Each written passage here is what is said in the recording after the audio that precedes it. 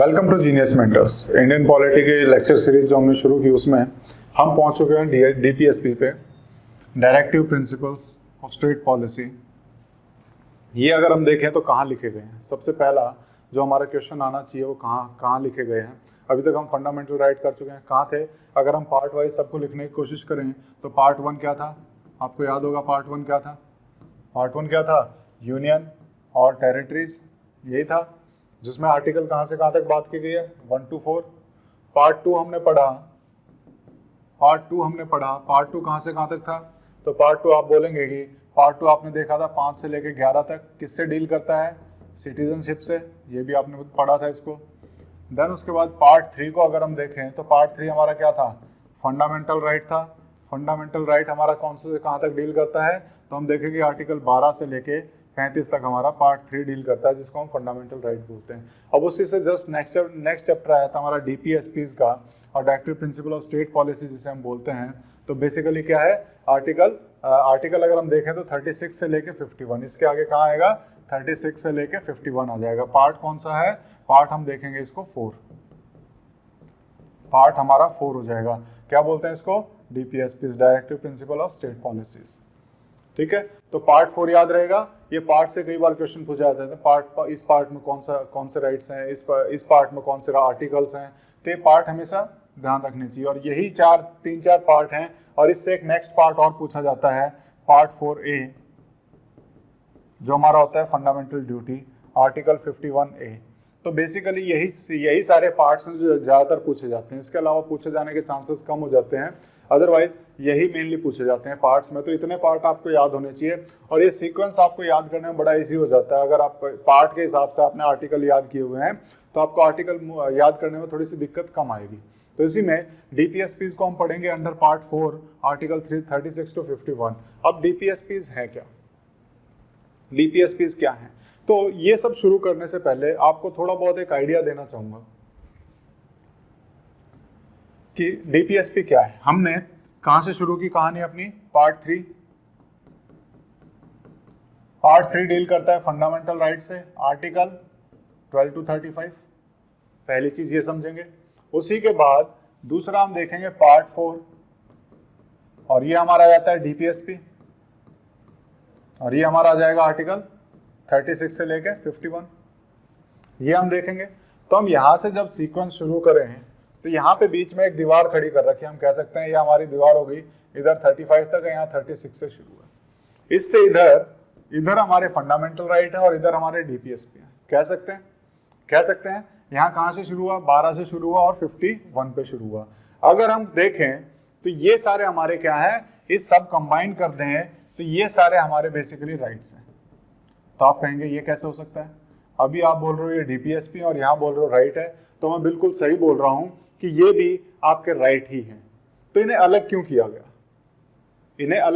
गया, तो वो हमें समझने की जरूरत है। अगर हमें वो समझ में आ जाए तो हमारे डीपीएसपी के आधे क्वेश्चन ऐसे ही सॉल्व हो जाते हैं। अगर मैं कह रहा हूं कि ये भी हमारे राइट्स हैं और ये भी हमारे राइट्स हैं, इन्हें अलग क्यों किया गया, अगर ये समझ में आ जाए तो आपके आधी चीजें वैसे ही क्लियर हो जाएंगी। तो अगर हम देखें 4 तरह के राइट होते हैं। जब इन राइट्स को देने की बात की गई, जब हम आजाद हुए तो उस टाइम पे क्या हुआ, सबसे पहले क्वेश्चन उठा कि हमें अपने सिटीजन्स को राइट देने हैं। जब हमारा कॉन्स्टिट्यूशन लिख रहे थे तो क्या हुआ कि हमें अपने सिटीजन्स को राइट देने हैं। तो क्वेश्चन आया कौन से राइट्स देने हैं, तो उन्होंने बोला जितने राइट होते हैं सब देने हैं। तो राइट देखेंगे, राइट हमारे 4 टाइप के दिखाई देंगे। राइट्स कितने टाइप के होंगे, 4 टाइप के। कौन कौन से राइट होंगे, अगर हम देखें तो कौन सा हो जाएगा, पॉलिटिकल राइट। दूसरा अगर हम देखें तो कौन सा हो जाएगा, सिविल राइट्स। तीसरा अगर हम देखें तो सोशल राइट्स, सोसाइटी में जो आपके राइट्स हैं। और चौथा अगर हम देखें तो बोलेंगे इकोनॉमिक राइट्स। ये 4 राइट्स हैं, कौन कौन से, पॉलिटिकल, सिविल, उसके बाद सोशल, इकोनॉमिक। अब इन चारों में इनको मैं 2 हिस्सों में बांटता हूं। किन किन हिस्सों में, एक को मैं बोलता हूं पॉलिटिकल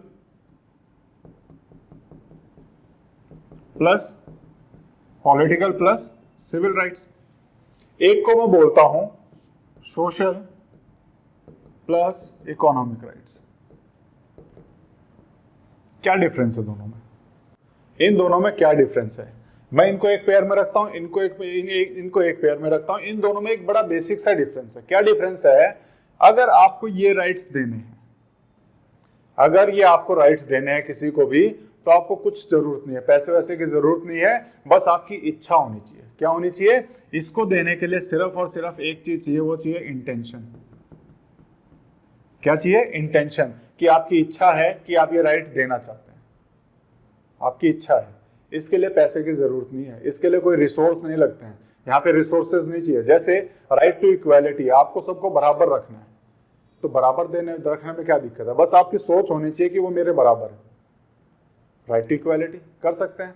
किसी को फ्रीडम देनी है, क्या पैसे लगते हैं? नहीं लगते। क्या लगता है? सिर्फ सोच, इंटेंशन होनी चाहिए। लेकिन ये हमारे कुछ राइट्स होते हैं जिसे हम बोलते हैं सोशल और इकोनॉमिक राइट्स। अगर इन्हें आपको अप्लाई करना है तो आपको पैसे भी चाहिए, यानी कि रिसोर्सेज भी चाहिए। यहाँ पे रिसोर्सेज भी चाहिए। अब क्यों चाहिए?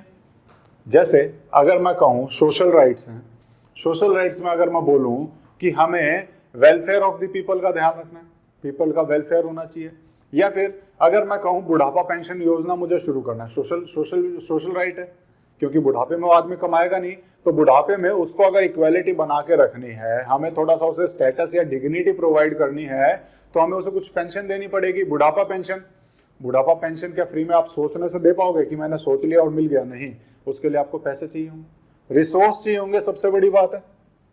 ऐसे ही इकोनॉमिक राइट की अगर मैं कहूँ, equal pay for equal work की बात करूँ, राइट टू एजुकेशन देने की बात करूँ, एक बड़ा सिंपल सा मैं आपको एक एग्जांपल देना चाहूंगा। जैसे राइट टू एजुकेशन है, राइट टू एजुकेशन आपका क्या है? सोशल राइट भी हो जाएगा। और इधर से अगर हम देखें, अभी तो फिलहाल वो फंडामेंटल राइट भी है, जो बेसिकली अगर हम देखें आर्टिकल 21A में हमने पढ़ा था, आपको एजुकेशन फ्री में देनी है तो क्या चाहिए स्टेट को? ऐसे चाहिए ना, उसको स्कूल बनाने पड़ेंगे, टीचर्स को पेमेंट करनी पड़ेगी, तो इसके लिए क्या चाहिए? रिसोर्सेज चाहिए। क्या चाहिए? रिसोर्सेज चाहिए। तो यहाँ पे जब हम आजाद हुए, अपना कॉन्स्टिट्यूशन लिखने लगे, तो उस टाइम पे सवाल आया कौन से राइट्स देने हैं, तो उस टाइम पे बताया गया कि हम सभी राइट्स देंगे। कौन कौन से? पॉलिटिकल भी देंगे, सिविल भी देंगे, और उसके बाद सोशल भी देंगे, और उसके बाद इकोनॉमिक भी देंगे। सारे राइट्स देने की बात की गई। तो सारे राइट्स देने की बात की गई, तो उस टाइम पे सवाल आता है कि क्या हमारे पास इतने रिसोर्सेज हैं कि हम इनको दे पाएं? तो उस टाइम पे समझाया गया, बोले नहीं, हम इनको दो हिस्सों में डिवाइड करते हैं। किन हिस्सों में डिवाइड करते हैं? कि एक को तो हम बनाते हैं फंडामेंटल राइट, कि अगर ये नहीं मिले तो वो कोर्ट जा सकता है कि मुझे राइट नहीं मिल रहा, मुझे दो, क्योंकि उसको देने के लिए पैसे नहीं लग रहे, वो फ्री में दिया जा सकता है। वो जस्टिस है, वो जस्टिस है। कौन सा जस्टिस है? तो जस्टिस ऐसे भी मिल सकता है, ठीक है। लेकिन उसके बाद बोले जो बाकी राइट्स बचे, यानी कि सोशल और इकोनॉमिक राइट बचे, उस राइट को भी दे दो, लेकिन उसे रख दो दूसरे हिस्से में, और यहां पे बोलो हम ये देंगे स्टेट को डायरेक्शन। किसको? स्टेट को क्या बोलेंगे? डायरेक्शन देंगे। क्या डायरेक्शन देंगे? In the form of direction हम आपको राइट देंगे, और स्टेट को बोलेंगे कि जब भी तुम्हारे पास रिसोर्सेज हो जाएंगे, तुम इनको जो है राइट बना देना, और ये राइट्स भी सिटीजन्स को ट्रांसफर कर देना, ये राइट्स भी सिटीजन को ट्रांसफर कर देना। समझ में आई? इतनी छोटी सी बात है कि यहाँ पे आपको रिसोर्सेज नहीं चाहिए, तो ये तो दे दिया, बोले लो ये ले जाओ सारे राइट्स, लेकिन यहाँ पे आपको रिसोर्सेज चाहिए हैं, तो रिसोर्सेज आएंगे तभी आपको ये मिलेंगे। तो यहाँ पे हमें क्या करना पड़ा? यहाँ पे राइट्स देने की बजाय हमने क्या दे दिया? स्टेट को डायरेक्शन दी। स्टेट को क्या डायरेक्शन दी? कि जब भी आपके पास रिसोर्सेज आए, तो जो भी यहाँ से लेके यहाँ तक लिखा हुआ है वो आपको हमारे सिटीजन्स को वापस करना है। यानी कि रिसोर्सेज आते ही आपको यहाँ पे ये राइट आपको ट्रांसफर करना है। क्लियर है? तो ये भी राइट्स हैं, ये भी राइट्स हैं। इन दोनों में क्या डिफरेंस है? कि अगर ये राइट आपको नहीं मिलता है तो आप कोर्ट में नहीं जा सकते हो। इसीलिए हम इसे बोलते हैं नॉन जस्टिसेबल। क्यों नहीं जा सकते हो? क्योंकि अभी स्टेट के पास इतना इकोनॉमिक रिसोर्सेज नहीं है कि आप कोई राइट दे सकें। लेकिन इसको जब फंडामेंटल राइट में कन्वर्ट कर देंगे तब आप कोर्ट जा सकते हो, क्योंकि इसके लिए पैसे नहीं चाहिए, इसके लिए रिसोर्सेज नहीं चाहिए। तो इस वजह से इनको जस्टिसेबल रखा गया है, इनको नॉन जस्टिसेबल रखा गया है। अगर आपको इसमें इतना सा डिफरेंस पता है तो बाकी डिफरेंस बहुत आराम से आप पता कर पाएंगे कि ये क्यों रखा गया है।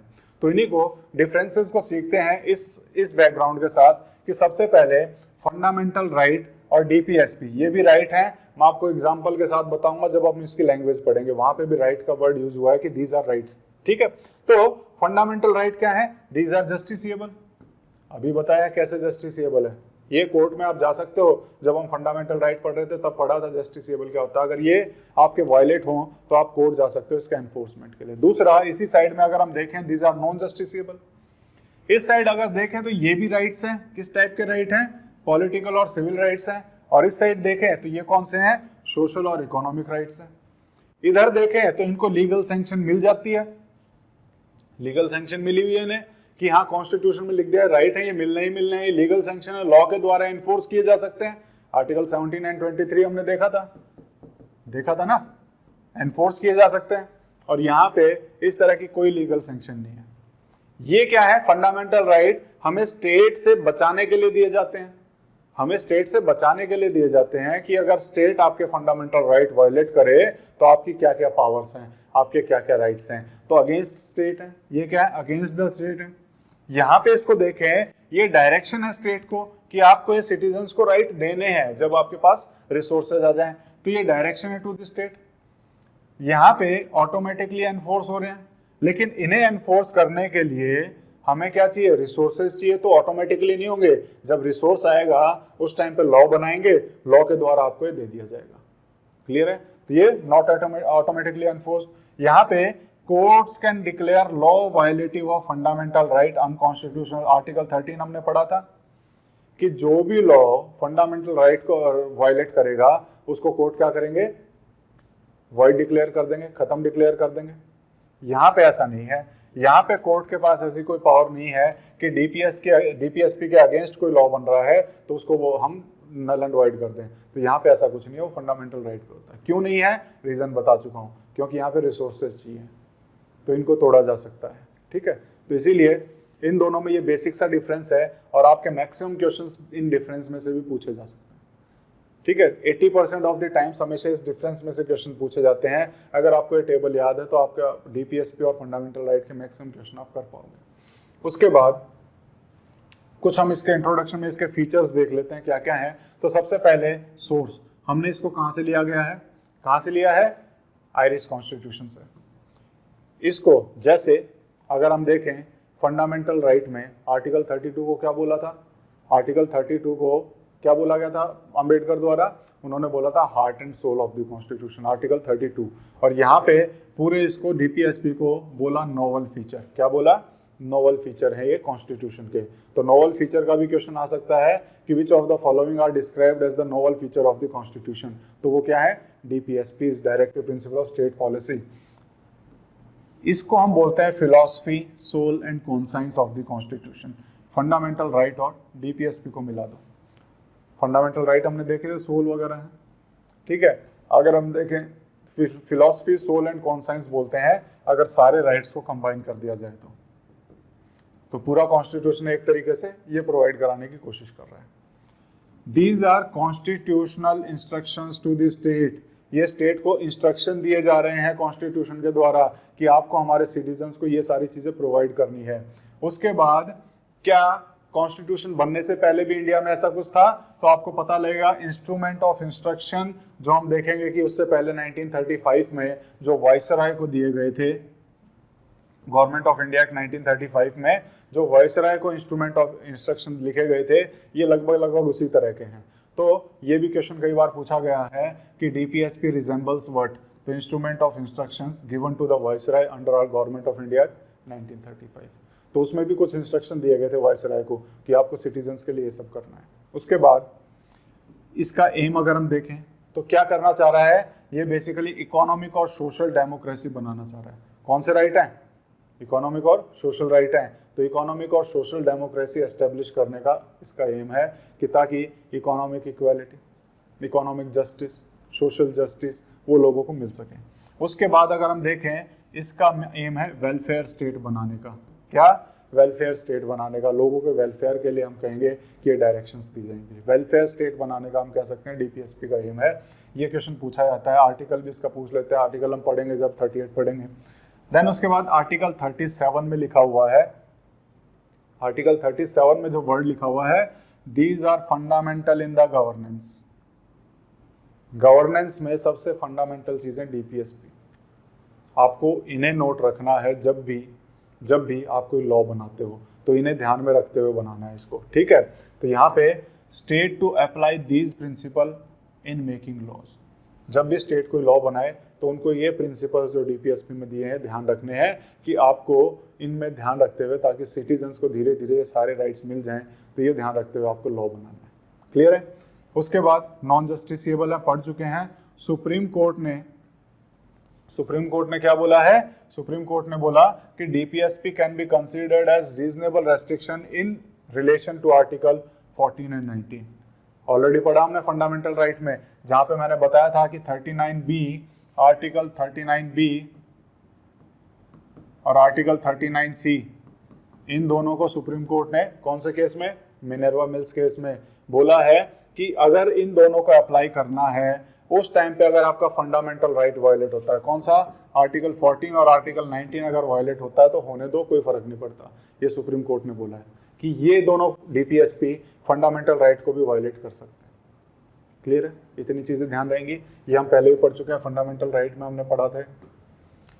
अब इनको क्या किया गया है, डीपीएसपीज को, कॉन्स्टिट्यूशन में कोई डिवीजन नहीं है, constitution does not contain any classification in DPSP. ध्यान रखना, कॉन्स्टिट्यूशन में ऐसा कोई क्लासिफिकेशन नहीं है, इसमें लोगों ने अपनी सहूलियत के हिसाब से इन डीपीएसपीज को अलग अलग प्रिंसिपल्स में, अलग अलग कैटेगरीज में डिवाइड किया हुआ। कई ऐसे हैं जिसको इसने बोला सोशलिस्टिक प्रिंसिपल है, जो बेसिकली अगर हम कहें कि हम कहेंगे कि सोशलिज्म की तरफ थोड़े से जा रहे हैं, उन प्रिंसिपल्स को हमने बोला सोशलिस्टिक प्रिंसिपल, वेलफेयर प्रिंसिपल्स जो हमारे हैं।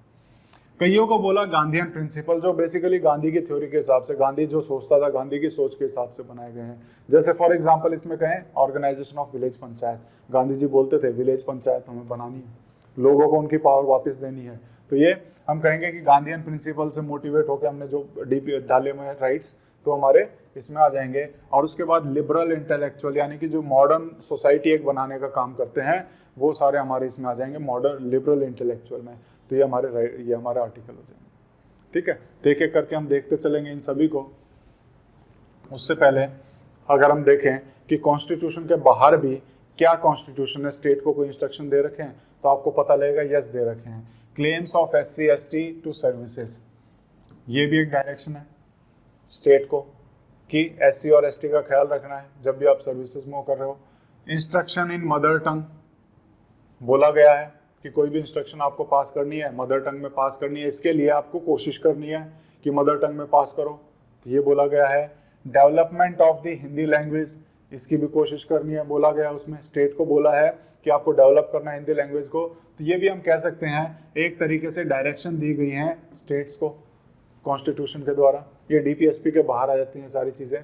अभी फिलहाल हम पढ़ते हैं डीपीएसपीज। तो डीपीएसपीज में क्या लिखा हुआ, आर्टिकल 36 से लेके 51 तक है, एक एक आर्टिकल को पढ़ते चलेंगे। सबसे पहले आर्टिकल 36। आर्टिकल 36 अगर अभी मैंने थोड़ी देर पहले बताया था कि दोनों एकदम सेम है। दोनों एकदम सेम कैसे हैं, 12 से लेके 35 तक हमारा फंडामेंटल राइट है, 36 से लेके 51 तक क्या है, हमारे डीपीएसपी हैं।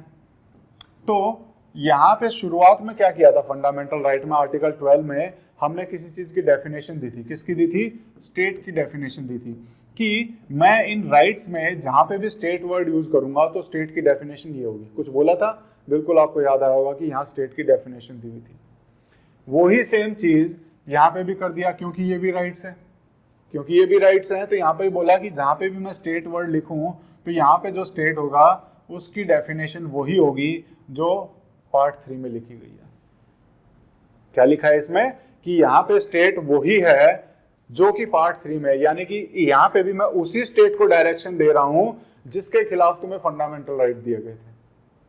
क्लियर है। तो यहाँ कौन से स्टेट से बात की जा रही है, किस स्टेट को डायरेक्शन देने की बात की जा रही है, उसी स्टेट को जिसके खिलाफ हमें फंडामेंटल राइट मिले थे, जो आर्टिकल 12 में लिखा हुआ है। और लिखा भी यहाँ पे यही है कि स्टेट जो आर्टिकल 36 में लिखा हुआ है, it has the same meaning as given in part 3 of the constitution, article 12 of the constitution. Clear है।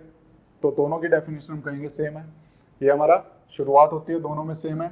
उसके बाद हमने क्या बोला था, उसके बाद एप्लीकेबिलिटी ऑफ लॉ देखी थी हमने। 13 में क्या देखा था कि लॉ किसको बोलेंगे, कोई लॉ वैलिड है या नहीं है, बोला था ये 13 हमने पढ़ा था। ऐसे ही सेम इधर चलते हैं और आर्टिकल 37 जब हम पढ़ेंगे यहाँ पे भी सेम है, एप्लीकेशन ऑफ डीपीएसपी हम पढ़ रहे हैं यहाँ पे। और यहाँ पे हम पढ़ेंगे कि ये जो डीपीएसपीज हैं, these are fundamental in governance. ये फंडामेंटल है गवर्नेंस में, यानी कि बेसिक है, ये आपको मान के चलने हैं। और इन्हीं हिसाब से हम कहें it shall be the duty of the state. क्या होगी, इट शैल बी ड्यूटी। ये जहां पे भी शैल आ जाए कॉन्स्टिट्यूशन में, इसका मतलब मैंडेटरी होता है वो। तो it shall be the duty of the state to apply these principle in making laws. कि ये ड्यूटी है स्टेट की, स्टेट को हम डायरेक्शन दे रहे हैं ना कि आपकी ड्यूटी है कि जब भी आप कोई लॉ बनाने जाओ तो आपको डीपीएसपीज को दिमाग में रखना है, उसी हिसाब से उसी के लाइन में आपको मैच करते हुए आपको लॉ बनाना है।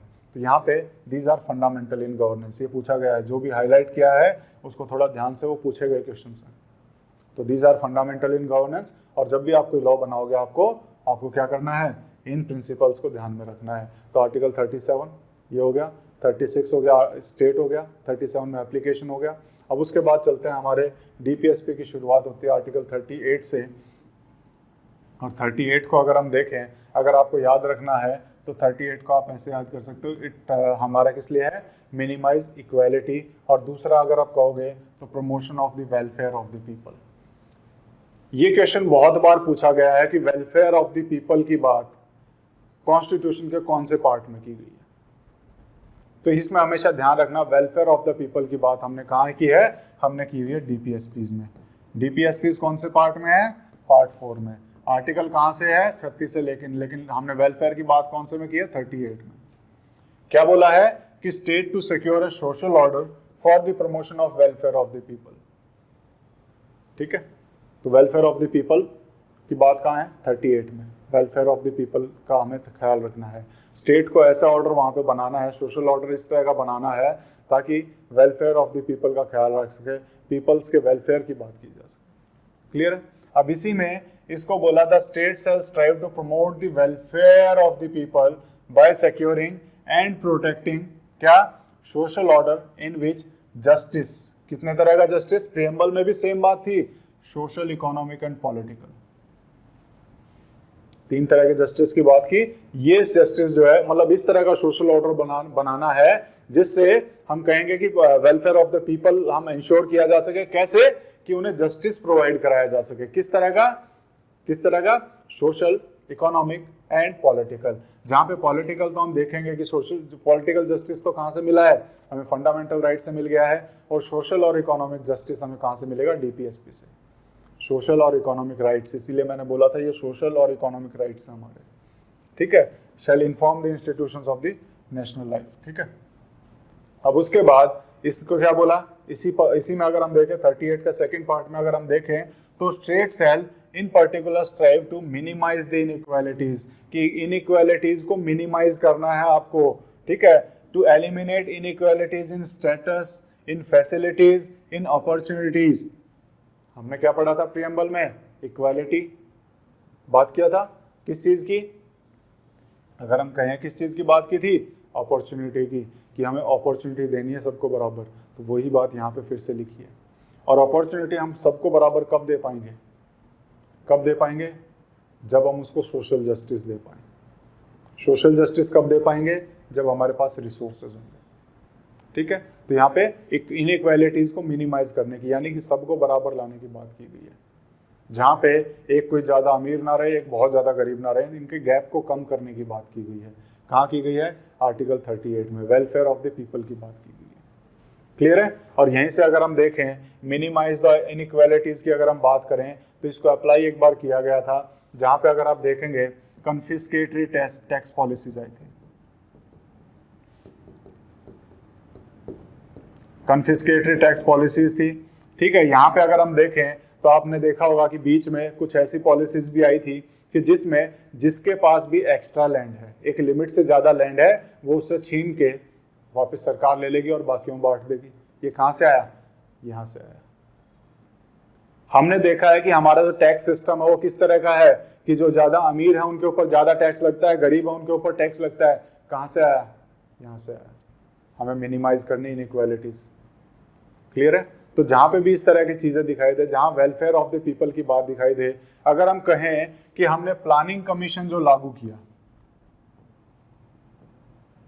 हमने प्लानिंग कमीशन लेके आए थे आजाद होते ही, कॉन्स्टिट्यूशन बनते 1951 में प्लानिंग कमीशन आया था। क्या कर रहा था प्लानिंग कमीशन? प्लानिंग कर रहा था किस चीज की? पूरे देश के इकोनॉमिक सिस्टम को ठीक करने की, ताकि welfare of the people ensure किया जा सके। तो ये कहां से आया प्लानिंग कमीशन का मेन आइडिया? वो हमें आर्टिकल 38 से मिला। तो इसीलिए स्टेट इनको अप्लाई करता है जब भी स्टेट के पास रिसोर्सेज होते हैं। क्लियर है? तो प्लानिंग कमीशन का आइडिया भी हमें आर्टिकल 38 से मिलता है। अब उसी के बाद चलते हैं आर्टिकल 39।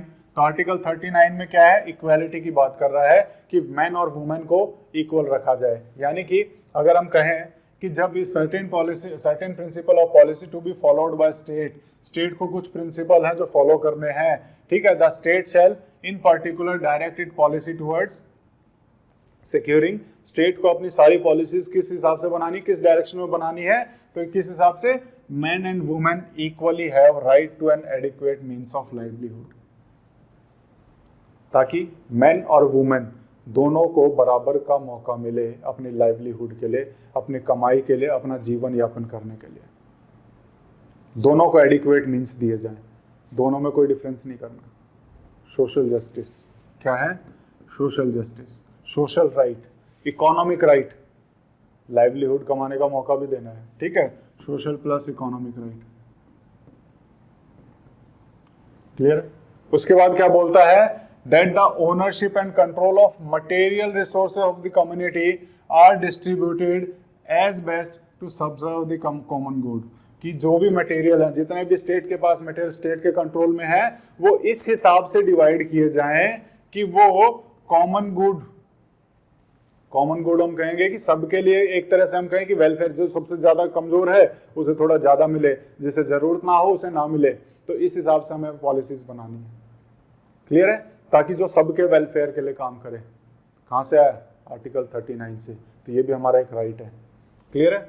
अब उसके बाद देखें, that the operation of economic system does not result in concentration of wealth, कि हमारा जो सिस्टम है, इकोनॉमिक सिस्टम है, वो इस तरह का ना हो कि कुछ एक लोगों के पास सारा खजाना जमा होता जाए और कुछ लोग जो है पीछे रह जाएं। इससे पिछले वाले में हमने क्या पढ़ा था? Minimise the inequalities.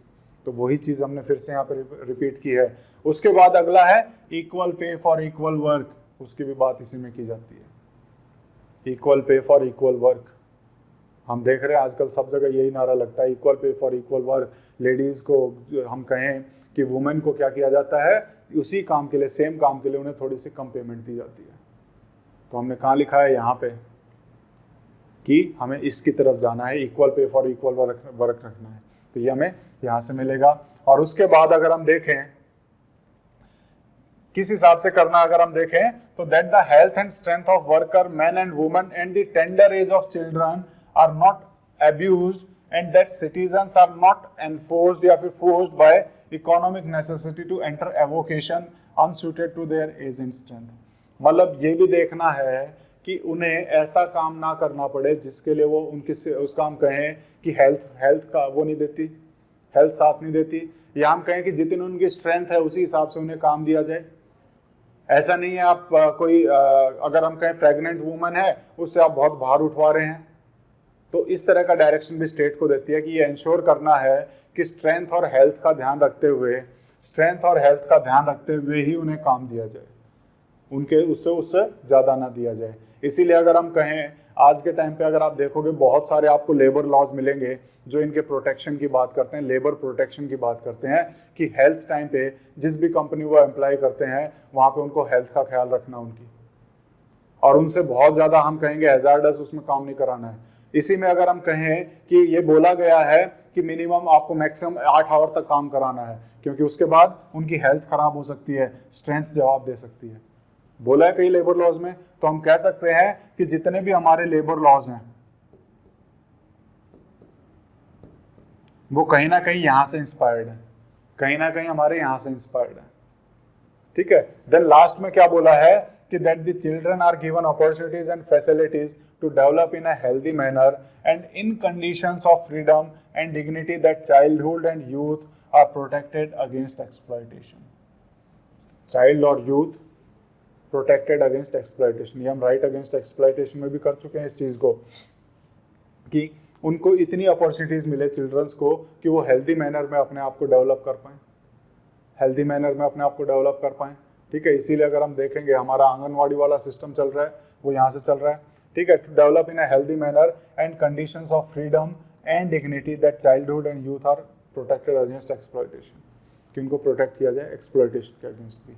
ये भी हमारा कहाँ जाएगा, DPSP में भी डायरेक्शन है कि हमें हमारे यूथ को बचाना है, चिल्ड्रंस को बचाना है, कि उनको कोई एक्सप्लॉइट ना करे। ठीक है, ये हमसे देखा 39 में। अगर आप देखोगे यहीं पे जब एक्सप्लॉइटेशन की बात आती है, एक्सप्लॉइटेशन की बात आती है, और उसके बाद अगर हम देखें तो हम यहाँ पे देखेंगे कि यहाँ पे राइट टू इक्वल लाइवलीहुड की बात आती है, material resources community are distributed as to subserve the common good की बात आती है। यहाँ पे इसको इंश्योर करने के लिए हमने क्या किया, ध्यान रखना DPSP में जब भी कोई अमेंडमेंट होगा तो आपको ये पता हो जाना चाहिए कि हमेशा उससे रिलेटेड कोई ना कोई लॉ आने वाला है और वो कुछ ना कुछ हमारे देश के लिए अच्छा करने वाला है। तो यहाँ पे ये हमने अमेंड किया, क्योंकि मैंने ऑलरेडी बताया था पिछले लेक्चर्स में कि जहाँ पे भी आप कैपिटल लेटर देखो तो आपको समझ में आना चाहिए वो अमेंडमेंट के द्वारा आया है। और यहाँ पे आर्टिकल 39A आपको आता हुआ दिखाई देगा, और 39A में क्या दिखाई देगा आपको, 39A में आपको दिखाई देगा फ्री लीगल एड।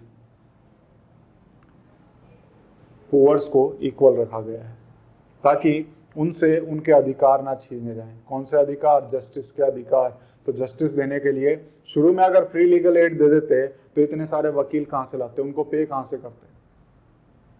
तो इसीलिए जब स्टेट के पास रिसोर्स हो गए कि हाँ अब हम लोगों को न्याय दिला सकते हैं, फ्री में न्याय दिला सकते हैं, तो उन्होंने क्या किया, ये लेके आए।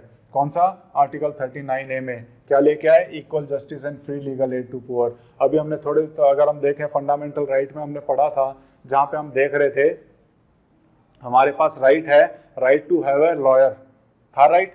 लेकिन वो किस केस में था, वो केस था हमारा क्रिमिनल केस, कि क्रिमिनल केसेस में हमें फ्री लॉयर का राइट दिया गया है। दिया गया है, कहाँ पे दिया गया है, तो हमने आर्टिकल 20 में पढ़ा था इसको, अगर आपको याद आ रहा हो। 20 में क्या पढ़ा था कि राइट हमारे जो कन्विक्शन के जो हमारे राइट है, कन्विक्शन के खिलाफ जो हमारे राइट हैं, कोर्ट के अंदर जो हमारे राइट्स हैं, आर्टिकल 20 में उनमें से एक राइट था right to have a lawyer, free lawyer. और वो किस केस में था, सिर्फ क्रिमिनल केसेस में। लेकिन यहाँ पे पुअर के लिए अगर हम देखें किसको सबसे ज़्यादा ज़रूरत है, पुअर अपना केस नहीं लड़ सकते ना, तो पुअर्स को फ्री लीगल एड देने की बात की। और इसमें दोनों केसेस कवर किए गए हैं। कौन कौन से, आपके सिविल केसेस भी हैं और क्रिमिनल केसेस भी, दोनों में इनको फ्री लीगल एड दी जाएगी। और जब भी अमेंडमेंट होगा तो कुछ ना कुछ बनेगा। तो यहाँ पे हमने बनाया लीगल सर्विसेज अथॉरिटी एक्ट 1987, ये अमेंड किया। उसके बाद हम क्या एक्ट लेके आए, लीगल सर्विसेज अथॉरिटी एक्ट। और इसने क्या बनाया, नालसा, नालसा यानी कि नेशनल लीगल सर्विसेज अथॉरिटी। ये क्या करती है, ये जो है फ्री लीगल एड पुअर्स को प्रोवाइड कराती है। क्लियर है, इतना क्लियर रहेगा, फ्री लीगल एड। उसके बाद हम देखें नेक्स्ट, इसके बाद नेक्स्ट देखने की कोशिश करें तो आर्टिकल 40 आएगा। और ये हमारा कौन सा आएगा, पिछले अभी तक हमने जितने पढ़े कितने थे, वो सारे सोशलिस्टिक प्रिंसिपल थे जो सोसाइटी में सोशल जस्टिस देने का काम कर रहे थे। अब ये हमारा है गांधीयन प्रिंसिपल, गांधीयन प्रिंसिपल। और यहाँ पे क्या बोल रहे हैं, ऑर्गेनाइजेशन ऑफ विलेज पंचायत। ठीक है, ध्यान रखना, वर्ड्स पे ध्यान देना। यहाँ पे एस्टेब्लिशमेंट ऑफ विलेज पंचायत नहीं है, हमें एस्टेब्लिश नहीं करनी, ऑर्गेनाइज करनी। ऑर्गेनाइज मतलब कि वही लोग आपस में मिलके एक पंचायत बनाएंगे। ऐसा नहीं आप बाहर से किसी को बैठा दो वहाँ पे, वो क्या उन लोगों की सुनेगा। तो इसीलिए वही लोग आपस में मिलके ऑर्गेनाइज करेंगे और अपनी पावर अपने पास ही रखेंगे, किसी तीसरे पे ट्रांसफर नहीं कर रहे हैं। समझ में आया, ऑर्गेनाइजेशन ऑफ विलेज पंचायत में ऑर्गेनाइजेशन का कितना बड़ा महत्व है। तो वो वहीं बैठ के वो ऑर्गेनाइज कर रहे हैं, एस्टेब्लिश नहीं कर रहे हैं। ठीक है, एस्टेब्लिश कर रहे हैं तो कोई और छीन भी सकता है। यहाँ पे लोग गांव के पीपल क्या है, गांव के लोग क्या करेंगे, आपस में मिल के पंचायत ऑर्गेनाइज करेंगे और आपस में मिल बैठ के अपनी पावर अपने पास ही रखेंगे। जो लोगों की सबसे ज्यादा पावर किसके पास है, we the people of India, हम पावर ट्रांसफर करते हैं एमपी एमएलएज को। तो यहाँ पे the state shall take steps to organise village panchayat and endow them with such power and authority as may be necessary to enable them to function as units of self government। Organise तो करनी है, साथ में ये ध्यान रखना है कि उनके पास इतनी पावर दी जाए कि वो एक सेल्फ यूनिट या फिर सिंगल यूनिट की तरह काम कर सकें, सिंगल यूनिट की तरह काम कर सके सेल्फ गवर्नमेंट की, कि वो अपना एक सेल्फ गवर्नमेंट का एक सिस्टम वहां पे एक बना सके। कहाँ लिखा, आर्टिकल 40 कहाँ पे है, डीपीएसपी में। तो हमने जब हमारे पास रिसोर्स हुए, हमें ज़रूरत हुई, तो हमने क्या किया, हम क्या लेके आए, 73rd कॉन्स्टिट्यूशनल अमेंडमेंट एक्ट। वहाँ पे हमने क्या किया, विलेज पंचायत या फिर हम कहें पीआरआई सिस्टम, पंचायती राज इंस्टीट्यूशंस को एस्टेब्लिश करने का बोला। तो हमने कॉन्स्टिट्यूशन में ही लिख दिया कि स्टेट्स को पंचायतों को एस्टेब्लिश करना है, और उसमें यह भी लिख दिया कि इनके पास क्या क्या पावर रहेंगी। तो सारी चीजें हमने कॉन्स्टिट्यूशन में ही लिख दी। कब, 73rd कॉन्स्टिट्यूशनल अमेंडमेंट एक्ट 1992। ध्यान रहेगा, इसका भी हमने लॉ बना दिया। तो यानी कि ये भी राइट हमें मिल गया है। डीपीएसपी था लेकिन हमें राइट मिल गया है, कॉन्स्टिट्यूशन में आ गया है, यानी कि वो राइट हमें मिल गया है।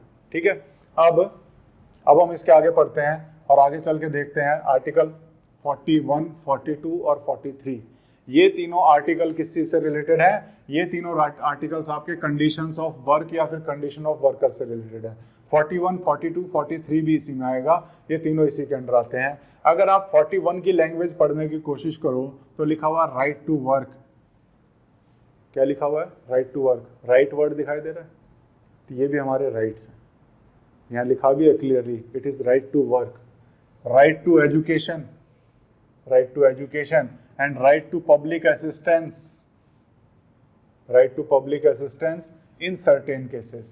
कहाँ पे अगर हम देखें तो इसकी लैंग्वेज पढ़ना और ध्यान देना कि जो मैंने बोला था वो सही है कि नहीं है, कि this state shall within the limits of its economic capacity and development make effective provision for securing these right to work, to education and public assistance. किस कैपेसिटी में, state shall within the limits of its economic capacity, कि जितनी state की economic capacity हो उस हिसाब से उन्हें ये राइट्स देने हैं, with in the limits of its economic capacity and development, कि जिस हिसाब से डेवलपमेंट होता जाए, इकोनॉमिक कैपेसिटी आए, उसी हिसाब से आपको ये देना है। इकोनॉमिक कैपेसिटी नहीं है तो कैसे दोगे, क्लियर भी कर दिया है। तो अगर इकोनॉमिक कैपेसिटी के बाद we have to make effective provision for securing the right to work, to education and to public assistance in cases of unemployment. Unemployment होता है तब उस टाइम पे आपको असिस्टेंस देना है। ओल्ड एज में बुढ़ापा पेंशन, सिकनेस में आपको असिस्टेंस देना है, डिसेबल है उसको असिस्टेंस देना है, या फिर other cases of undeserved want. देख रहे हो क्या क्या बोला है। और उसी हिसाब से जब जब स्टेट के पास रिसोर्स आए हैं, स्टेट ने जो अलग अलग चीजें प्रोवाइड की हैं, जैसे अगर हम देखें कि जहां पर राइट टू वर्क बोला गया है, अनएम्प्लॉयमेंट को क्या चाहिए, वर्क चाहिए ना, तो हमने क्या दिया कि जिनके पास स्किल नहीं है, जिनके पास वर्क नहीं है, तो वो जाके रजिस्टर कर सकता है। और हमने कौन सा एक्ट लागू किया, MNREGA, MNREGA rural employment guarantee, कि जहाँ पे मिनिमम आपको हर साल 100 दिन का वर्क दिया जाएगा, काम दिया जाएगा। लेके आए, कब आए, जब रिसोर्स आए हमारे स्टेट के पास। हमने क्या दिया, अटल पेंशन योजना, कब लेके आए, जब स्टेट के पास रिसोर्स आए। हमने क्या दिया, फसल बीमा योजना, पब्लिक असिस्टेंस के स्कीम्स हैं, कब, जब हमारे पास रिसोर्स आए। तो जैसे जैसे रिसोर्स बढ़ेंगे वैसे वैसे ये सारी चीज़ें वापस से ट्रांसफ़र करनी है सिटीजन्स को, ये डीपीएसपीज में बोला गया है। तो यही डायरेक्शन है हमारे स्टेट्स को, ठीक है। इसीलिए बोला जाता है डायरेक्टिव प्रिंसिपल्स, कि जो डायरेक्ट करेंगे, जो प्रिंसिपल्स डायरेक्ट करते हैं किसको, स्टेट पॉलिसी को, स्टेट पॉलिसी को डायरेक्ट करने वाले principles, directive principle of state policy, DPSP. ठीक है, अब ये हमने 41 क्लियर किया, right to work, to education and public assistance वाला। अब उसी के बाद अगर हम देखें तो आर्टिकल 42 हम देखेंगे, जहां पे लिखा हुआ है provision of just and humane conditions of work and maternity relief. क्या प्रोवाइड कराना है? Just and humane conditions of work, कि वर्क कंडीशंस खराब नहीं होनी चाहिए, ऐसा नहीं अंधेरे में बैठा दिया और बहुत वो बेकार सा काम करा रहे हो, जस्ट एंड ह्यूमेन कंडीशंस। इसीलिए अगर आप देखोगे मैनुअल स्कैवेंजर्स को सुप्रीम कोर्ट ने बोल दिया है कि इस टाइप का कोई भी मैनुअल स्कैवेंजर कौन होते थे? जो बेसिकली खुद आदमी गटर में घुस के गटर साफ करते थे, मैनुअल स्कैवेंजर्स। उसके ऊपर सुप्रीम कोर्ट ने कंप्लीट बैन कर दिया है कि ये हमारी डिग्निटी के खिलाफ, ये ह्यूमन कंडीशंस में काम नहीं हो रहा, जस्ट कंडीशंस में काम नहीं हो रहा, तो इसको बैन करो। तो बिल्कुल बैन करवा दिया, बोला जितनी भी सफाई होनी है सीवर की मशीन के द्वारा करो।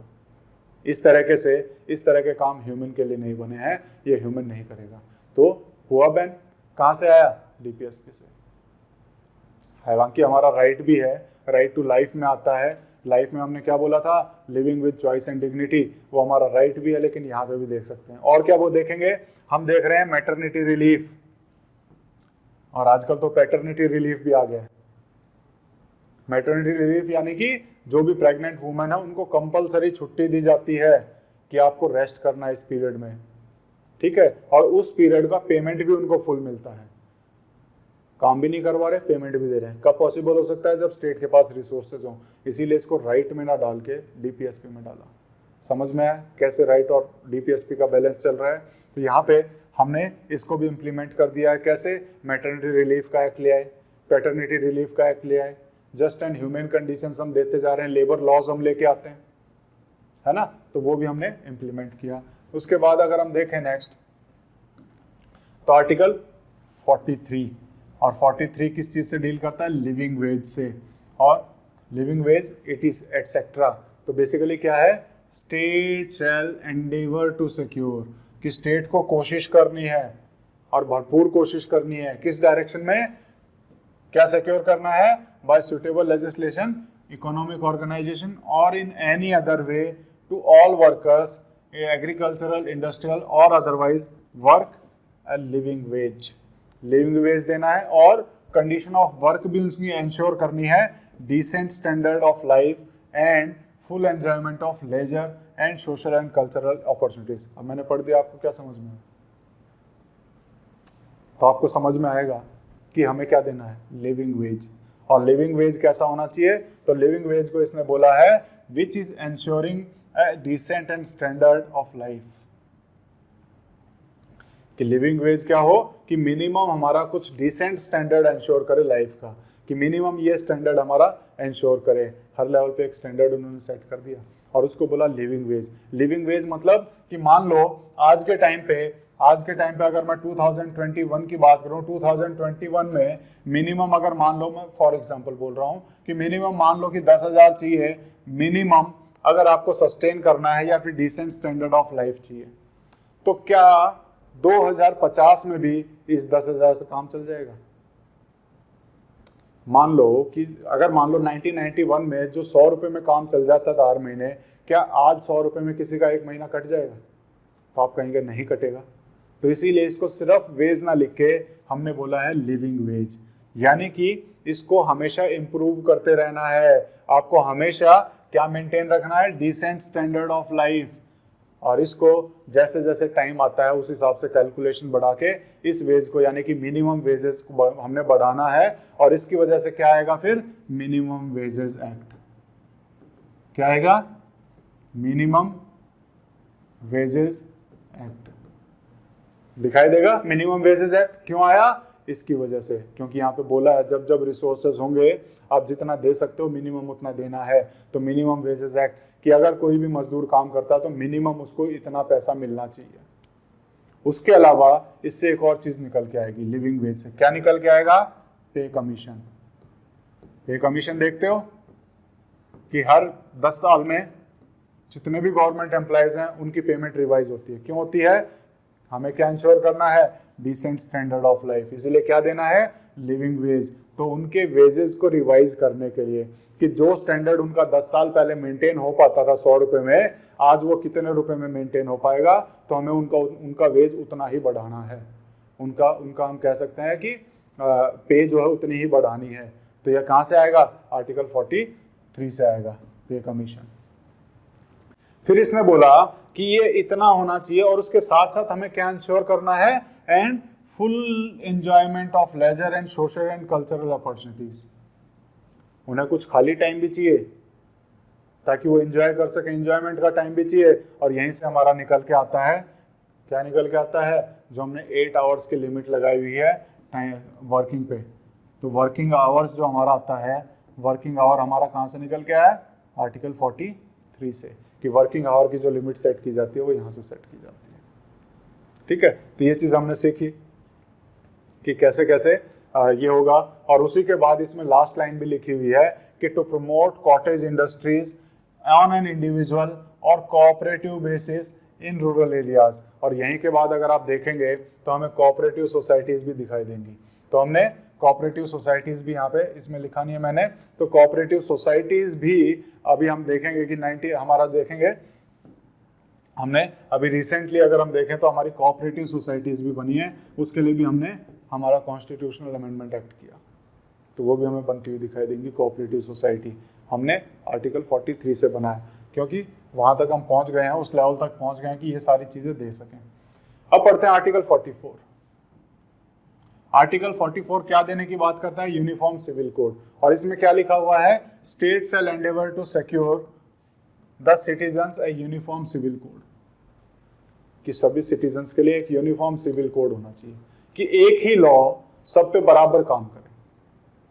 अब कई लोगों को ये न्यूज़पेपर में आता होगा और आज तक ये समझ में आया नहीं होगा कि ये सिविल कोड होता क्या है। वैसे कहने को बोल देते हैं कि सिविल कोड होना चाहिए, यूनिफॉर्म सिविल कोड होना चाहिए, और आपको बहुत सारा मतलब न्यूज़पेपर में डेली बेसिस पे दिखाई देता होगा यूनिफॉर्म सिविल कोड, लेकिन बहुत सारे लोगों को पता नहीं कि यूनिफॉर्म सिविल कोड होता क्या है, किस यूनिफॉर्मिटी की बात की जा रही है।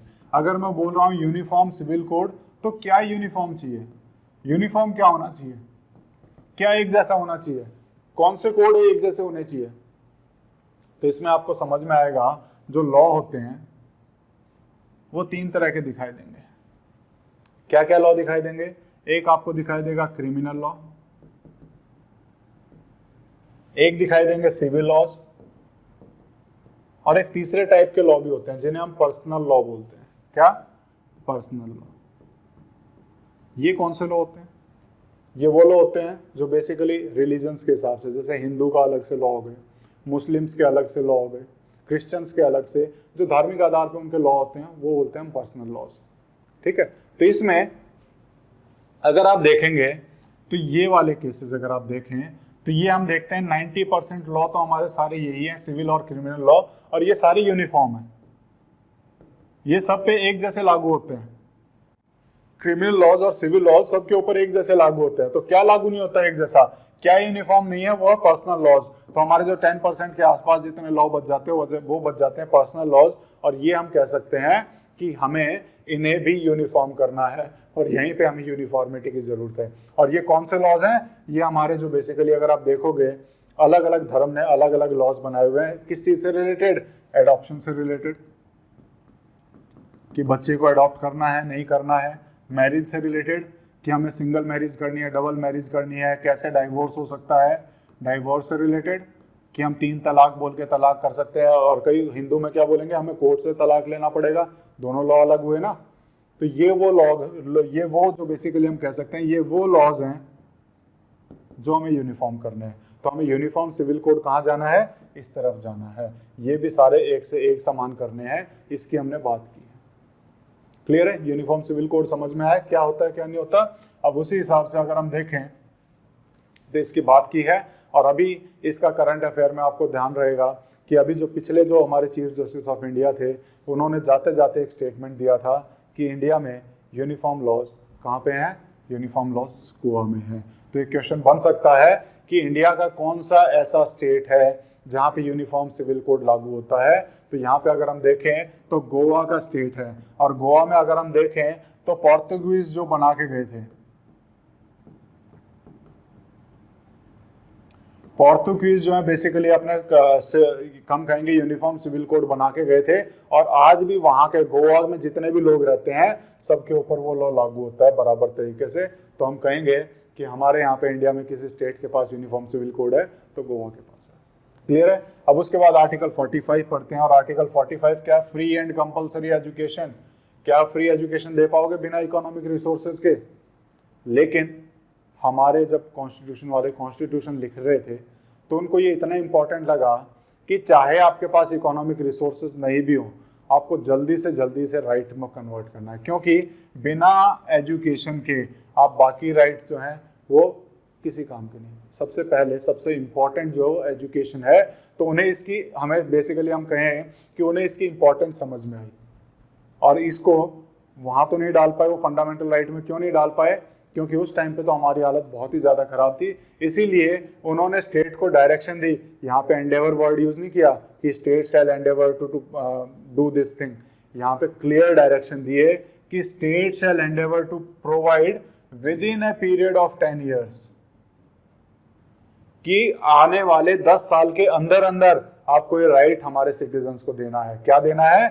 Free and compulsory education. Education कितना ज़रूरी है, और फिर भी अगर हम देखें तो हम कब दे पाए? Article 21A 86 constitutional amendment act 2002, जो मिल जाना चाहिए था कब? 1960 में। 1960 में जो चीज़ मिल जानी चाहिए थी हम कब दे पाए? 2002 में। वो भी कब? जब सुप्रीम कोर्ट ने बीच में आगे टांग अड़ाई कि इसका पढ़ो तो कम से कम क्या लिखा हुआ है। ये तो क्लियर डायरेक्शन है कि 10 साल के अंदर अंदर आपको देना है, और कितने साल हो गए आप अभी तक नहीं दे पा रहे हो। तब सुप्रीम कोर्ट की फटकार के बाद हमारी गवर्नमेंट इस कानून लेके आती है, और इसको हम बोलते हैं 86 कॉन्स्टिट्यूशनल अमेंडमेंट एक्ट। और यहीं आप देखेंगे सर्व शिक्षा अभियान, अभी आप देखेंगे इसमें समग्र शिक्षा, ये अलग अलग वो आते हैं, स्कीम्स आती हैं, तो वो सब इसी को इम्प्लीमेंट करने के लिए। और यहाँ पे भी अगर आप देखेंगे इसमें बहुत सारा लोचा मिलेगा, और यहाँ पे भी देखेंगे तो इसको कॉन्स्टिट्यूशनल अमेंडमेंट एक्ट हमने 2002 में किया, लेकिन लागू हमने 2009 में किया, जहाँ पे हम इसके लिए लॉ लेके आए राइट टू एजुकेशन वाला। क्यों? क्योंकि हमने कॉन्स्टिट्यूशनल अमेंडमेंट तो कर दिया, लेकिन अचानक से स्कूल कहाँ से आएंगे, इतना इंफ्रास्ट्रक्चर कहाँ से क्रिएट करोगे, इतने टीचर्स भी तो लाने हैं। तो इसीलिए उसके लिए टाइम मांगा इन्होंने सरकार वो सुप्रीम कोर्ट से, और सुप्रीम कोर्ट से टाइम मांगने के बाद 2009 में फाइनली हमने इम्प्लीमेंट किया free and compulsory education for childrens between 6 to 14 years। Free and compulsory education कितने से कितने के लिए है? For 6 to 14 years। पहले डीपीएसपी था, अब इसको राइट बना दिया। कौन सा राइट बनाया? आर्टिकल 21A में फंडामेंटल राइट बना दिया है। तो इस पोर्शन को उठा के सीधा कहाँ चिपका दिया? फंडामेंटल राइट में। तो इसकी जगह क्या लिखा? तो यहाँ इन्होंने अमेंड करके लिख दिया। अभी जो नया यहाँ पे लिखा हुआ वो लिखा हुआ है the state shall endeavour to provide early childhood care and education for all children until they complete of 6 years। 6 से 14 साल का जो ऑब्जेक्टिव था वो कंप्लीट हो गया।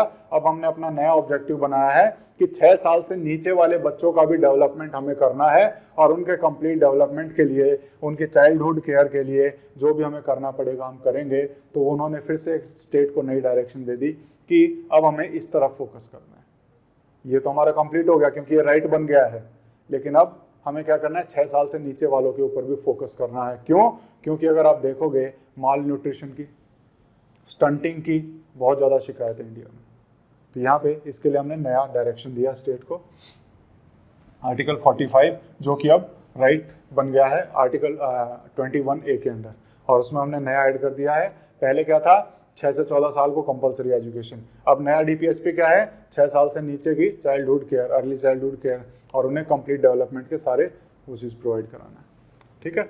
अब हम पढ़ते हैं अगला आर्टिकल जिसको हम बोलेंगे 46। तो 46 क्या है? बेसिकली 46 है promotion of educational and economic interest of schedule caste, schedule tribes and other weaker section.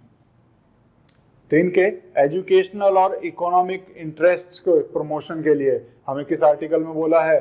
46 में। अगर आपको ध्यान हो, फर्स्ट कॉन्स्टिट्यूशनल अमेंडमेंट एक्ट जो मैंने पढ़ाया था फंडामेंटल राइट में, आर्टिकल 15 सब क्लॉज 4 को जोड़ा था, आर्टिकल 16 सब क्लॉज 4 को जोड़ा था, जहाँ पे हमने रिजर्वेशन की बात की है। क्यों रिजर्वेशन की बात की है? ताकि वो जॉब सिक्योर कर पाए। एजुकेशन में रिजर्वेशन की बात की है जहाँ पे वो एडमिशन ले पाए अच्छे स्कूल में। 15 और 16 में दोनों में जोड़ा हमने, किस लिए? क्योंकि हमें प्रमोट करना है एजुकेशनल और economic interest of SC ST and other weaker section. इसी अदर वीकर सेक्शन को वहां जाके उन्होंने बोला socially and educationally backward classes. Clear है? ये भी हमारा क्लियर है कि 46 की बात करता है और इसको भी हमने चेंज कर दिया है। अब ये भी हमने बेसिकली हम कहीं की रिजर्वेशन दे दिया है यहाँ पे। तो ये सारी चीज इसमें लिखी हुई है। अब उसके बाद अगर हम आगे चलें, आर्टिकल 47 को अगर हम पढ़ें तो आर्टिकल 47 में क्या लिखी हुई है? It is the duty of the state to raise the level of nutrition and standard of living to improve public health. दो चीजें बताई, raise the level of nutrition, दूसरी raise the level of standard of living, और एक और क्या बताया इसने बताया to improve the public health. ये सारी चीजें हमें इंश्योर करनी है। और क्या क्या करना है? लेवल दैट न्यूट्रिशन ऑफ, हमें क्या करना है? न्यूट्रिशन लेवल इंक्रीज करना है। कैसे करेंगे? तो अगर आपको ध्यान हो, मिड डे मील स्कीम चलती है।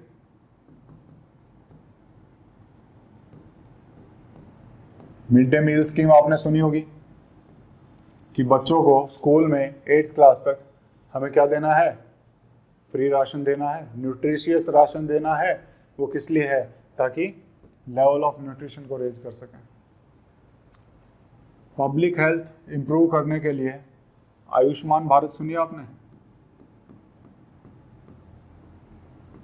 जहां पे भी अगर हम कहें कि गरीबों को 5 लाख तक का इसमें वो दिया जाता है, वो इलाज करा सकते हैं कहीं भी फ्री में। पब्लिक हेल्थ इंक्रीज करना है। पब्लिक हेल्थ इंफ्रास्ट्रक्चर हम क्यों डेवलप कर रहे हैं? क्योंकि हमारे DPSP में तो जैसे जैसे रिसोर्सेज स्टेट के पास आते जा रहे हैं वैसे वैसे चीजों को इंप्लीमेंट किया जा रहा है। क्लियर है? अब यहाँ पे एक और चीज इसने बोली है। इसने क्या बोली है कि ये सब तो करना ही है, उसके साथ साथ क्या करना है? State shall endeavour to bring about prohibition of consumption except for medicinal purposes for intoxicating drinks. कि जितने भी इंटॉक्सिकेटिंग ड्रिंक्स है, बेसिकली अल्कोहल का क्या करना है? प्रोहिबिट करना है इसके कंजप्शन का। और ये क्या है? ये भी गांधीयन प्रिंसिपल है। ठीक है, तो क्या करना है? इंटॉक्सिकेटिंग ड्रिंक्स का जो यूज है, जो इनटेक है, उसको प्रोहिबिट करना है। सिवाय किसके? सिर्फ मेडिसिनल पर्पज के लिए आप उसको यूज कर सकते हो, नहीं तो नहीं कर सकते। ठीक है, उसके अलावा क्या करना है? जितने भी ड्रग्स हैं, and of drugs which are injurious to health, इनका भी प्रोहिबिशन खत्म करना है। ड्रग्स का तो हमने डायरेक्ट कर लिया, लेकिन जब भी हम अल्कोहल को बंद करने की बारी आती है तो हमें पता लगता है कि कहीं ना कहीं कोई कोर्ट केस कर देता है और बोलता है कि हम तो मेडिसिनल पर्पस के लिए यूज कर रहे हैं। लेकिन फिर भी 2 स्टेट आपको दिखाई देंगे, गुजरात और बिहार, जहाँ पे कंप्लीट बैन लगा दिया गया है। हम कहेंगे कि वहाँ पे उन्होंने इस ऑब्जेक्टिव का अचीव किया है, लेकिन बाकी स्टेट अभी भी नहीं कर पा रहे हैं। क्लियर है? लेकिन इसका अगर हम देखें, ड्रग्स का अगर देखें, तो ड्रग्स के लिए तो हमने एक ऑलरेडी एक्ट लेके आए हैं काफी टाइम पहले, और क्या नाम है? Narcotic drugs and psychotropic substance act. इसके द्वारा इस तरह के ड्रग्स तो बिल्कुल बैन किए हुए हैं। तो ये तो हमने अचीव कर लिया है। ठीक है, ये हो गया। देन उसके बाद नेक्स्ट चलेंगे, और नेक्स्ट में हमें आर्टिकल 48 दिखाई देगा, और 48 में दिखाई देगा organisation of agriculture and animal husbandry on modern and scientific lines. Modern और साइंटिफिक लाइन्स पे हमें एग्रीकल्चर को डेवलप करना है, एनिमल हस्बेंड्री को डेवलप करना है। और ये कौन सा हुआ? तो अगर हम देखेंगे तो इसमें क्या क्या करेंगे? सब चीज़ें डेवलप करने की बात की है। क्या क्या? Agriculture, animal husbandry. और इसी में अगर हम देखें तो हमारा दूसरा एक स्टेप और है, दूसरा पार्ट और है, और दूसरे पार्ट में इसमें लिख रहा है take steps for preserving and improving the breeds and prohibiting the slaughter of cows and other milch and draught kettles.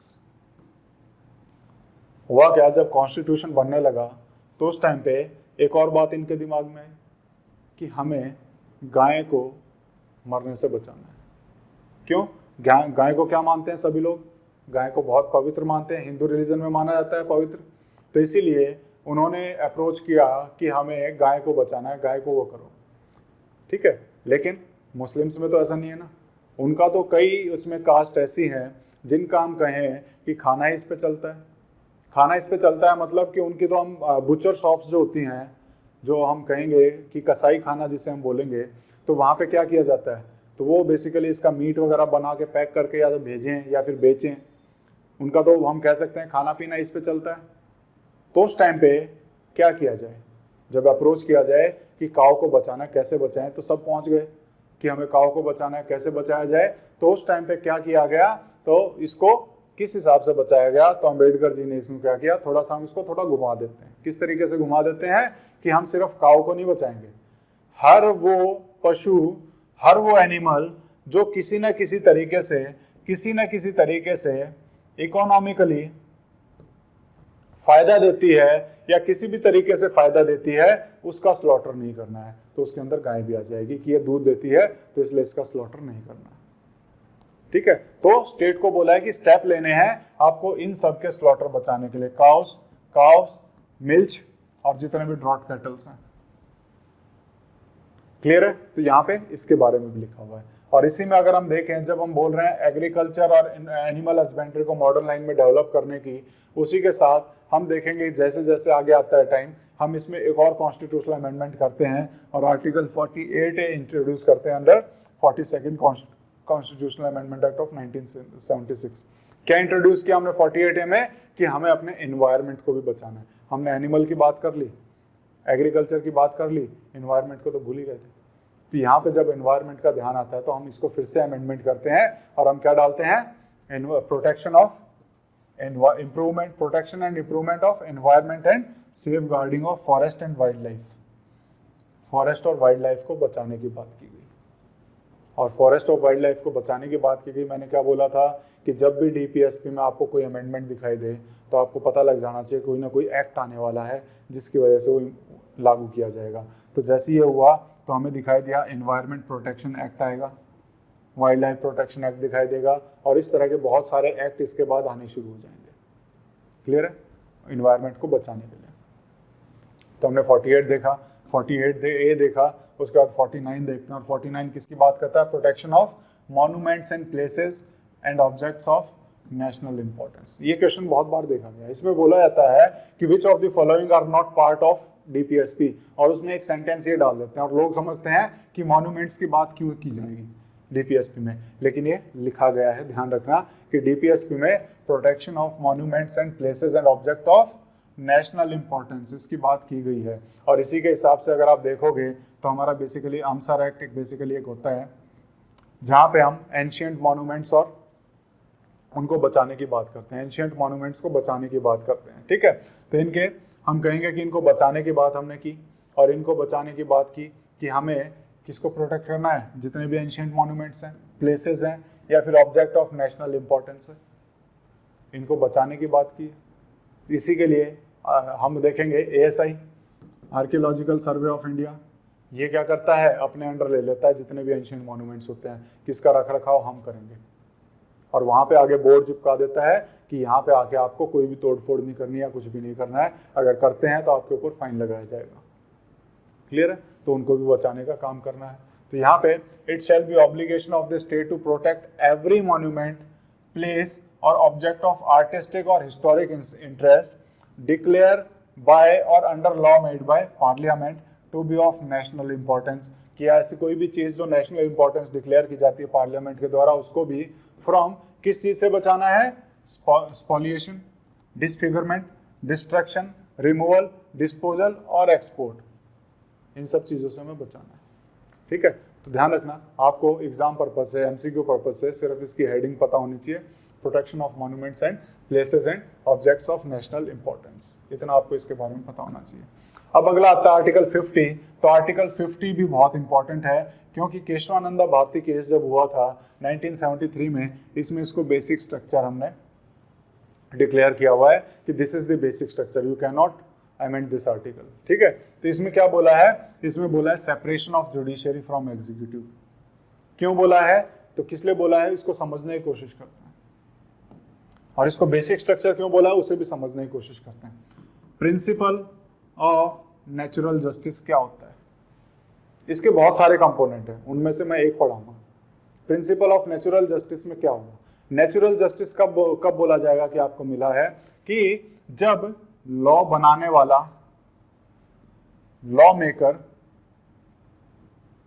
और लॉ तोड़ने वाला, ठीक है, लॉ ब्रेकर, उन दोनों में हम कहेंगे कि साठगांठ ना हो। ठीक है। दूसरी कंडीशन कि जस्टिस देने वाला, जस्टिस देने वाला और उसको प्रूव करने वाला, इसको हम कहेंगे प्रूविंग अथॉरिटी, या फिर जो उसके हम जांच पड़ताल कहेंगे। जैसे अगर हम कहें, फॉर एग्जांपल अगर हम लें कि यहां पे ऊपर जज बैठा है और नीचे यहां पे पुलिस है, अगर ये दोनों एक हैं तो किसी भी तीसरे बंदे को कभी भी फंसा सकते हैं, क्योंकि ये जिसको भी ऑर्डर करेगा ये उठा लेंगे। ये मान लो ए पर्सन है, इसने किसी को ऑर्डर दिया, अगर ये दोनों एक ही हैं, अगर ये दोनों ही, अगर हम कहें जुडिशियरी और हम कहें एग्जीक्यूटिव एक ही हैं, इन दोनों का अगर हम कहें एक ही वो उससे रूल किया जा रहा है, तो ये जिसको भी ऑर्डर करेगा ये उठा लेंगे। इनको पता है कि ये उठा के लाएंगे, फैसला तो इसी ने सुनाना है, तो ये तो फैसला सुनाएगा ही। तो ये दोनों मिलके किसी तीसरे के खिलाफ साजिश कर सकते हैं। तो इसीलिए इन दोनों को अलग होना बहुत जरूरी है। तभी हम कहेंगे प्रिंसिपल ऑफ नेचुरल जस्टिस मिला, कि ताकि ये लोग इसके ऊपर भी चेक बना के रख सकें कि ये अपनी मर्जी से किसी को ना उठा के लाएं। क्लियर है? तो ये चीजें इसीलिए जरूरी है प्रिंसिपल ऑफ नेचुरल जस्टिस में, इनका सेपरेशन इसलिए जरूरी हो जाता है, और इसी के लिए इसको बेसिक स्ट्रक्चर में डाला हुआ है, separation of judiciary from executive. और अगर हम देखें हमने कब इंप्लीमेंट किया है, तो 1973 में हमें दिखाई देगा हमने अपना क्रिमिनल प्रोसीजर कोड चेंज किया है। उससे पहले अगर आपने जब भी नाम सुना हो डीएम क्या होता है? डिस्ट्रिक्ट मजिस्ट्रेट, जो बेसिकली एक आईएएस ऑफिसर बनता है। तो उसके पास पहले क्या होती थी 1973 से पहले, उससे पहले इसी के पास जुडिशियल पावर्स भी होती थी। जुडिशियल पावर भी इसी के पास है, एग्जीक्यूटिव पावर भी इसी के पास है, तो बहुत पावरफुल हो गया, तो अपनी मर्जी से कुछ भी कर सकता है। तो इससे क्या बोला गया कि इससे जुडिशियल पावर अलग की जाए, इसको सिर्फ एग्जीक्यूटिव पावर दी जाए। तो नाम इसका आज बेशक से आज भी डिस्ट्रिक्ट मजिस्ट्रेट है, लेकिन इसके पास मजिस्ट्रेट वाली पावर नहीं है, क्योंकि हमने आर्टिकल 50 को इम्प्लीमेंट करते हुए 1973 में इससे इसकी जुडिशियल पावर ले ली। अब सिर्फ और सिर्फ एग्जीक्यूटिव पावर्स हैं। क्लियर? आर्टिकल 50 मेरे हिसाब से बहुत क्लियर हुआ होगा। उसके बाद आर्टिकल 51 पढ़ते हैं, और ये ध्यान रखना चाहिए कि ये आर्टिकल आपसे पूछा जाता है। जो पूछे जाते हैं कौन कौन से आर्टिकल हैं? आर्टिकल 40 को आपसे पूछा जाएगा, आर्टिकल 38 पूछा जाएगा, आर्टिकल 44 पूछा जाएगा, और कौन सा पूछा जाएगा? 45 तो हो गया, ऑलरेडी चेंज हो गया। उसके बाद आर्टिकल 50 पूछा जाएगा, आर्टिकल 51। ये आर्टिकल्स आपको पता होने चाहिए, ये कई बार पूछ लिए जाते हैं डीपीएसपी में। तो 51 भी बहुत बार पूछा गया है, और पूछा गया है promotion of international peace and security, ये डीपीएसपी के कौन से आर्टिकल में है? तो ये लिखा है आर्टिकल 51 में। क्लियर है? तो इतने आपको पता होना चाहिए। तो 40 में organisation of village panchayat, welfare of the state 38, 44 में यूनिफॉर्म सिविल कोड, 50 में आपका separation of judiciary and executive, और 51 में कौन सा आ जाएगा? Promotion of international peace and security. ये आपको याद रखने एग्जाम पर्पज से आर्टिकल के हिसाब से। वैसे तो सारे पता होने चाहिए कि which of the following is not in DPSP. आप सीक्वेंस नहीं याद हो कोई बात नहीं, लेकिन आपको आइडिया होना चाहिए डीपीएसपी के अंडर है।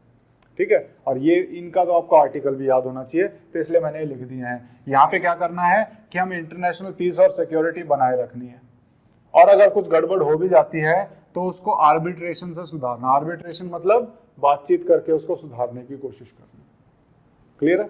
ये हमारा आर्टिकल 51 हो गया यहाँ पे।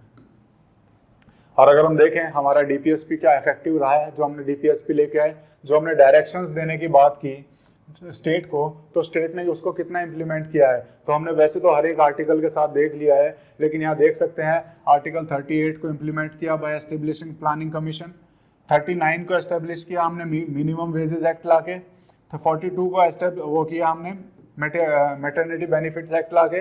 देन उसके बाद हमने हमारा organisation of village panchayat article 40 को इम्प्लीमेंट किया 73rd 74th अमेंडमेंट करके। देन उसके बाद हमने आर्टिकल 50 को अमेंड किया, कैसे? Separation of judiciary from executive करके, क्रिमिनल प्रोसीजर कोड 1973 में चेंज करके, एनवायरमेंट प्रोटेक्शन एक्ट लेके आए, 48 को इम्प्लीमेंट किया, और 86 कॉन्स्टिट्यूशनल अमेंडमेंट एक्ट 2002 में लेके आए, और इससे हमने आर्टिकल 45 को इम्प्लीमेंट किया। तो ये सारा हमने देखा कि कैसे हमारा डीपीएसपी यूजफुल रहा है और कैसे हम उसको जो है उसमें चेंज कर पाए हैं, और हमने लॉज बनाए हैं, इनको इम्प्लीमेंट किया है। अब हम आज कुछ क्वेश्चंस करते हैं इनसे रिलेटेड। तो concept of welfare state is included in constitution of India, किसमें है? वेलफेयर स्टेट डीपीएसपी में लिखा हुआ है, 4th शेड्यूल में लिखा हुआ है, या फंडामेंटल राइट में लिखा हुआ है, प्रीएम्बल में लिखा गया है? तो पॉज कीजिए वीडियो और आंसर देने की कोशिश कीजिए। इसका आंसर तो आपने वैसे ही बता दिया होगा, क्योंकि अभी हम पढ़ ही रहे हैं तब से कि ये डीपीएसपी में लिखा हुआ है। कई बच्चे इसको देख के कंफ्यूज ना हो कि ये शेड्यूल लिखा हुआ है। अगर यहाँ पे 4th पार्ट लिखा होता तो ये सही होता, क्योंकि 4th पार्ट में हमारा डीपीएसपी है। तो ये शेड्यूल लिखा हुआ है इसलिए गलत हो जाएगा, तो इसको ध्यान रखना। फंडामेंटल राइट में नहीं है, प्रीएम्बल में नहीं है। हमने डीपीएसपी में आर्टिकल कौन सा है? 38 में लिखा गया है हमारा वेलफेयर ऑफ द स्टेट, ठीक है। देन उसके बाद which one of the following article of DPSP deals with promotion of international peace and security? Promotion of international security का कौन सा आर्टिकल इसमें बात करता है? वीडियो पॉज कीजिए और आंसर देने की कोशिश कीजिए। इसका भी बिल्कुल अभी लेटेस्ट ही पढ़ा है, तो इसका तो सभी को पता होगा। आर्टिकल 51 जो हमारा इसकी बात करता है। आर्टिकल 50 कौन सा था? Separation of judiciary and executive, ठीक है। अब हम देखते हैं विच one of the following is not a DPSP, इनमें से कौन सा डीपीएसपी नहीं है? तो इसको वीडियो पॉज करके आंसर देने की कोशिश कीजिए।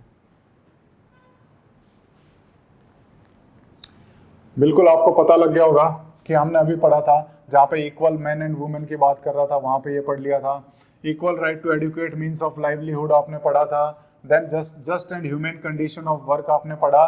सिर्फ एबॉलिशन ऑफ अनटचेबिलिटी हमने यहाँ नहीं पढ़ा। ये कौन सा है? आर्टिकल 17 है। कहाँ पे है? Fundamental right. तो ये हमारा डीपीएसपी नहीं है, तो ये इसका सही आंसर हो जाएगा। क्लियर है? तो इसी के साथ हमारा डीपीएसपी वाला चैप्टर भी खत्म होता है, और आज हमारी क्लास हम यहीं ख़त्म करते हैं। Thank you.